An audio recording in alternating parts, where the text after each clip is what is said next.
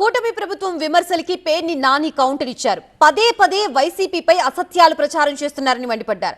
లోకేష్ చెప్పే job calendar ఓ జోక్గా మారిందన్నారు. వివేక హత్య కేసులో దుష్ప్రచారం కొనసాగిస్తున్నారన్నారు. కాగ్ రిపోర్టులు ఎక్కడ ఉంటాయో ప్రభుత్వానికి తెలియవా అని ప్రశ్నించారు.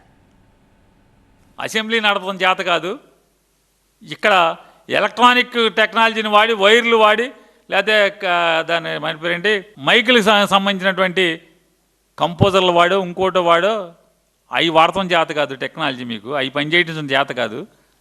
తుఫాన్ని తగ్గించేస్తారు మీరు. పూర్వం ఇదివరకు గోళ్ళ మీద రాసి ఉండేది ఓ స్త్రీ రేపురా అని. ఏంటంటే దెయ్యం వస్తే ఆ చదువుకుని వాళ్ళు వద్దనమాట రేపు రమ్మని వెళ్ళిపోద్ది అనమాట. అట్లాగే ఎచ్చాల కొట్టుకెళ్తే అంటే కిరాణా కొట్టుకెళ్తే అప్పు రేపు అని బోర్డు కడతాడు. చదువుకుని వాళ్ళ అప్పు వాళ్ళ రేపు అంటున్నాడు అప్పు అని.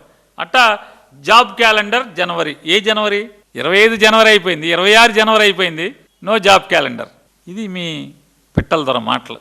అయ్యా నారా చంద్రబాబు నాయుడు గారు, ఫస్ట్గా మీ పెనంలూరులో ఆ దినేష్ కుమార్ కాకుండా ఎవరైనా సిట్టింగ్ జడ్జితో విచారణ చేయించు.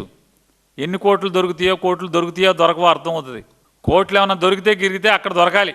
బాబాయి గొడ్డలి బాబాయిని చంపి మా చేతిలో గొడ్డలు పెట్టాడు అంటాడు లోకేష్ గారు. ఎవడ బాబాయిని ఎవడ చంపాడు? 24 మాసాలు అయింది కదా సుమారుగా మీరు గవర్నమెంట్లోకి వచ్చి.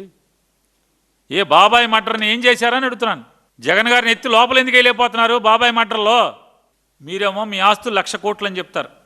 నా ఆస్తి ఎవరై చెప్పారు? నా ఆస్తి 1,00,000 కోట్లు అని మీరు అంటారు. మీ శ్రీమతి గారేమో మా వ్యాపారం సంవత్సరానికి 4,000 కోట్లు అంటారు. మరి దీన్ని మీరు కానీ మీ కుటుంబం కానీ మీ అబ్బాయిలు కానీ ఎవరు పాటించరు కదా. ఎవరిని పాటించమంటున్నారు? మరి సామాన్యుల్ని పాటించమంటున్నారు.